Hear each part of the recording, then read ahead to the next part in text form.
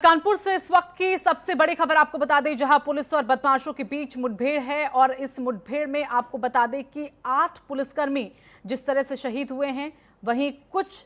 पुलिसकर्मी घायल भी हुए हैं। तो हिस्ट्री शीटर विकास दुबे को अब बता दें कि पकड़ने के लिए पुलिस कई जगहों पर दबिश दे रही है,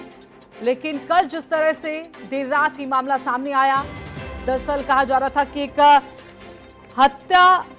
के प्रयास में जो केस दर्ज हुआ था उसको लेकर पुलिस वहां पर दबिश देने गई थी और पकड़ने गई थी, और इसी दौरान बदमाश को पकड़ने गई पुलिस की टीम पर ही हमला कर दिया, जिसमें एक सीओ और एक एसओ साथ ही एक सब इंस्पेक्टर शहीद हो गए। इन मुठभेड़ में 6 से ज्यादा पुलिसकर्मी घायल हुए हैं। फिलहाल घायलों को रिजेंसी अस्पताल में भर्ती कराया गया है। तो पुलिस की टीम पर लगातार छत से ये फायरिंग की गई। मुठभेड़ में आपको बता दें कि सीओ बिल्हौर देवेंद्र कुमार शहीद हुए हैं, एसओ शिवराजपुर महेश यादव भी शहीद हुए हैं, और मुठभेड़ में सब इंस्पेक्टर शिवराज नेबूलाल भी शहीद हुए। वहीं अनूप कुमार चौकी इंचार्ज मदना भी शहीद हुए हैं। कांस्टेबल सुल्तान, राहुल, जितेंद्र और साथी बबलू भी शहीद हुए। तो सीएम योगी ने सख्त कार्रवाई की बात यहां पर की है। इसके साथ ही पल पल की अपडेट पर, खबर पर वो नजर भी रखे हुए हैं।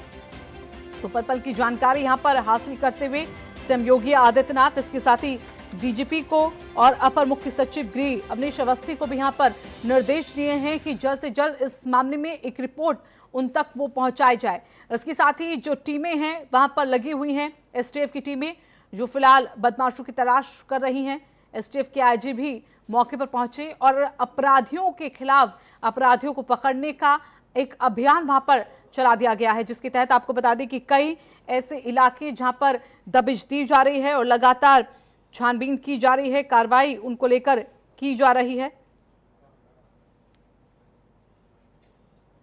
तो आपको बता दें कि जाजमऊ बैराज, कन्नौज बॉर्डर पर सभी जगह पर भारी अलर्ट किया गया है। सख्त निर्देश एसपी की तरफ से दिए गए हैं चेकिंग अभियान को लेकर, और इस वारदात को लेकर आपको बता दें कि उन्नाव में भी एक अलर्ट जारी किया गया है। तो 6 तस्वीरें ये आपके सामने देख सकते हैं। इस पूरी वारदात से जुड़ी हुई ये 6 तस्वीरें हैं कि किस तरह से वारदात की वो जगह जहां पर इस वारदात को अंजाम दिया गया, जेसीबी के जरिए दरअसल आपको बता दें कि पुलिस कर्मियों को रोका गया था, और फिर AK-47 का इस्तेमाल जहां पर ताबड़तोड़ फायरिंग पुलिस कर्मियों पर की गई है। तो कुछ कहा जा रहा है कि ग्रामीण जो हैं उनको हिरासत में लिया गया है। अपराधी का घर भी आप देख सकते हैं, विकास दुबे का घर, जहां वो अक्सर आया करता था। नौकरानी से भी पूछताछ की कोशिश की गई, बातचीत की कोशिश की गई, लेकिन कुछ भी कहने से इनकार। वहीं घर का आप ये मंजर देख सकते हैं। बॉर्डर्स फिलहाल सील किए गए हैं, बॉर्डर्स पर भी चप्पे चप्पे पर नजर रखी गई है, और मौके पर एडीजी पहुंच चुके हैं। हालांकि डीजीपी भी अब से कुछ ही देर में वहां पर पहुंचाएंगे और मौके वारदात का वहां पर वो निरीक्षण करेंगे।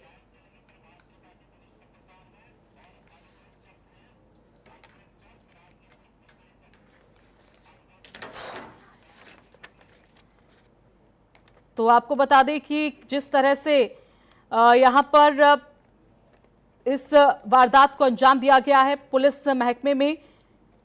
अभी सख्ते में है कि आखिरकार ये जानकारी वहां पर कैसे पहुंची। तो हमारे साथ प्रभात त्रिपाठी वरिष्ठ पत्रकार हैं, इसके साथ ही राजनीतिक विश्लेषक है अनुभव चक्र। प्रभात जी, आपके पास पहले हम यहां पर आना चाहेंगे। जिस तरह से इससे पहले भी हम जिक्र कर रहे थे कि ये कहीं ना कहीं कई तरह के सवालों को यहाँ पर खड़ा करता है। जिस तरह से ये अब तक की देखा जाए तो जैसे कि आपने अपनी जानकारी के मुताबिक बताया कि 70 के दशक में एक ऐसा वारदात हुई थी, लेकिन अब ये दूसरी बार है जब इस तरह की वारदात, एक बड़ा हमला यहाँ पर देखा गया है जब पुलिसकर्मियों पर किया गया। लेकिन क्या इस वारदात के बाद अपराधियों को लेकर, जैसे कि हमने पहले देखा था कि लगातार एनकाउंटर्स किए जा रहे थे, अभियान चलाया जा रहा था, और अब कहा गया था कि अपराध मुक्त कहीं ना कहीं यूपी हो जाएगा, ऐसे में अब उसको लेकर सवाल उठ रहे हैं। और क्या कहें कि अपराधियों को लेकर जो एक अभियान पहले छिड़ा हुआ था वो अब और मजबूत हो जाएगा।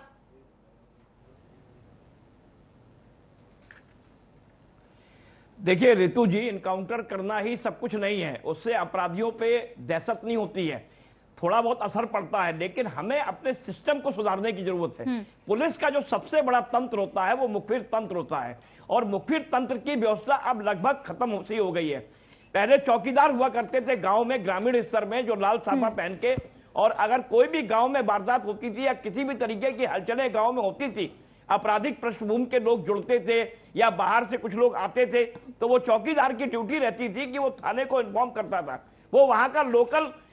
उसको आज का चौकी इंचार्ज मान के चलो, वो व्यवस्था हमारी ध्वस्त हो गई। और हमारी जो इंटेलिजेंस व्यवस्था है, सबसे बड़ी चीज देखिए क्या है इस पूरी घटना में, अगर 50 लोग पुलिस वाले गए थे, किस साजो सामान के साथ गए थे, उन्हें सूचना मिली कि विकास दुबे को, एक मर्डर के केस में विकास दुबे को पकड़ने जाना, ये मुझे नहीं समझ में आता है कि दबिश अगर जो दी गई है और उसकी पूरी जानकारी जो मुखबिर ने दी कि विकास दुबे उस जगह था कि नहीं था, और ग्रामीण किस तरीके से उसके अपराधी वहां छिपे हुए थे, और फिर पुलिस की सूचना उस तक पहुंच जाना कि पुलिस की पूरी टीम आ रही है, और जिस तरीके से जेसीबी से रोका गया और दुर्दांत हत्या की गई इन एक सीओ और एसओ की, तो ये कहीं ना कहीं ये दर्शाता है कि अपराधियों का हौसला इतना बुलंद था, इतने ये बुलंद हौसले वाला विकास दुबे है कि इसको कहीं ना कहीं से बड़ा राजनीतिक संरक्षण मिल रहा था, और उसे मालूम था कि हम इस क्षेत्र में कानपुर देहात, उन्नाव, कानपुर नगर और इटावा के आसपास, मैनपुरी के आसपास तक ये वसूली करता था, ये अवैध वसूली करता था। और कानपुर में तो बाकायदा कोचिंग इंस्टीट्यूट जो बने हुए हैं, एक बहुत बड़ा ये कोचिंग का धंधा है कानपुर के अंदर, वहां से वो पैसा वसूली करता था। और कई वो चुनाव, पंचायत के चुनाव से लेके सारी पृष्ठभूमि उसकी आपराधिक थी, 60 मुकदमे थे। तो ऐसी स्थिति में पुलिस की कहां चूक हुई कि पुलिस जब दबिश देने गई तो वहां पे उसके जो लोग 100 राउंड उन्होंने फायरिंग की, उनके पास भारी मात्रा में असला, गोला बारूद था, और वहां पे उन्होंने जिस तरीके से ग्रामीणों को भी, वहां देखिए दबंग जो आदमी होता है, डॉन होता है, तो गांव के लोग भी, आसपास के लोग बोलते नहीं है, पुलिस के सामने अपना मुंह नहीं खोलते हैं। अब यही हाल होगा। अब ये घटना हो गई है, लेकिन इस घटना के बाद पूरे उत्तर प्रदेश के अंदर पुलिस विभाग का जो मनोबल है वो पूरी तरीके से टूटा हुआ है। अब उस मनोबल को वापस लाने की हमारी पहली प्राथमिकता होनी चाहिए, और इसकी इन्वेस्टिगेशन बहुत तेजी से की जाए, और विकास दुबे किसी भी बंकर में छिपा हो, मैं तो कहता हूं उसने बंकर भी बना लिया हो सकता है गांव के आसपास, उस बंकर से ढूंढ के उसको निकाल के उसको मारना चाहिए, या उसको जो है बिल्कुल यही सख्त कार्रवाई की बात सीएम योगी आदित्यनाथ ने भी की है। अनुभव जी, आपके पास यहाँ पर हम आना चाहेंगे, जिसका एक बहुत बड़ा आपराधिक रिकॉर्ड रहा है, जिसने इस बहुत बड़ी वारदात को अंजाम दिया, हर कोई अब ये जानना चाहता है कि आखिरकार ये विकास दुबे है कौन, किस तरह से इसे राजनीतिक संरक्षण मिलता रहा, कहां से शुरुआत हुई, जो अब कहीं ना कहीं एक बड़ा हिस्ट्री शीटर बन गया है और इस बड़ी वारदात को अंजाम दे दिया है। देखिए, सबसे पहले तो जो ये घटना हुई, दुखद घटना, इसमें जो शहीद हुए हमारे पुलिसकर्मी हैं उनको श्रद्धांजलि देता हूं, और उसके बाद विकास दुबे का मनोबल कैसे इतना बढ़ गया, जो ये प्रश्न जो है आज पूरे प्रदेश और देश की जनता के मन में उठ रहा है, बिल्कुल इसको अनुत्तरित करने का मैं प्रयत्न करता हूं। आपको 2001 की वो घटना की याद दिलाता हूं कि सिवली थाने में जो दो ग्रुपों के बीच में वर्चस्व को लेकर एक पंचायत हो रही थी, एक ग्रुप था लल्लन का, दूसरा था विकास का। उस पंचायत को निपटाने के लिए तत्कालीन भारतीय जनता पार्टी सरकार में राज्य मंत्री का दर्जा प्राप्त संतोष शुक्ला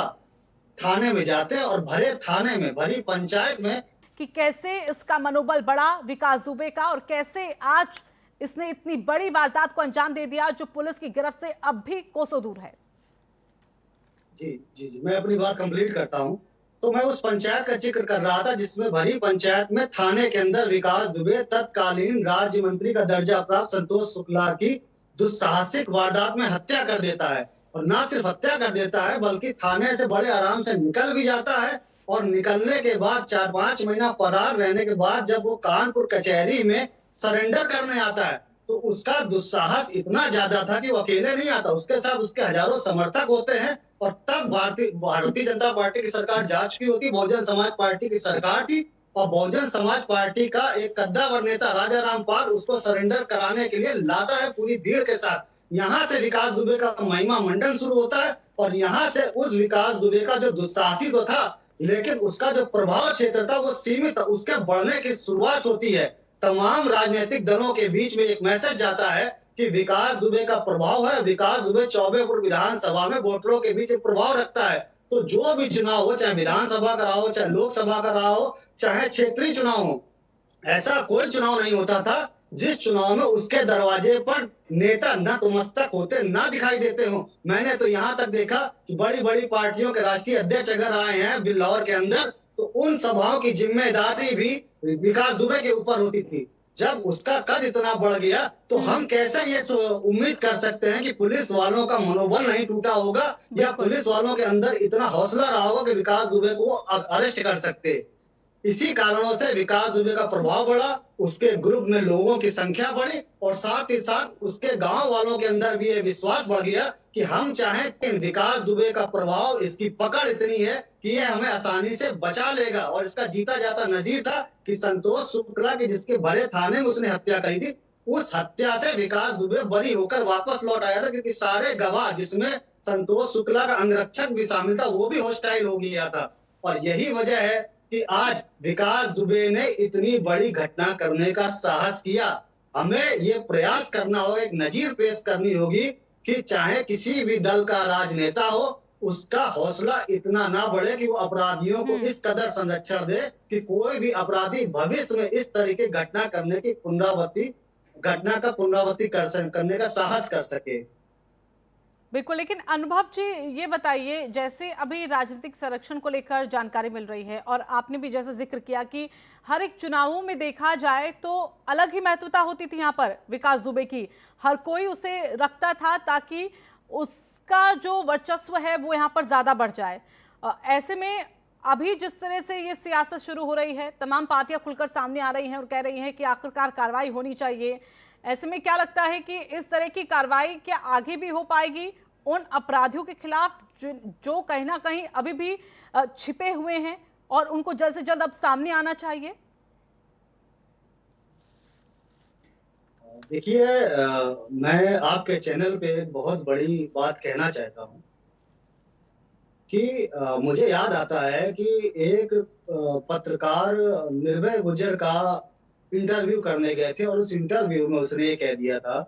कि मुलायम सिंह या शिवपाल हमारे बड़े भाई, और उस घटना के कुछ समय बाद ही निर्भय गुर्जर का इनकाउंटर हो जाता, क्योंकि इस घटना में सीधे सीधे विकास दुबे ने उत्तर प्रदेश सरकार को, यहाँ के प्रशासन को चैलेंज कर दिया है। तो ये तो निश्चित मानिए कि विकास अनुभव जी, तो प्रभात जी, कई ऐसे मामले आए जिसका आपने पहले भी जिक्र किया, अब पुलिस को एक्शन इस पर लेना चाहिए, क्योंकि सीएम योगी को भी देखें तो वो भी लगातार हर एक अपडेट को यहाँ पर जान रहे हैं और उस पर एक्शन लेने के लिए भी कह रहे हैं। डीजीपी भी कुछ वक्त में पहुंच जाएंगे और जो मौके का मुआयना है वो वहां पर करेंगे। लेकिन इस मामले के सामने आने के बाद क्या बदलाव जो आ सकता है अपराध की गतिविधियों को लेकर?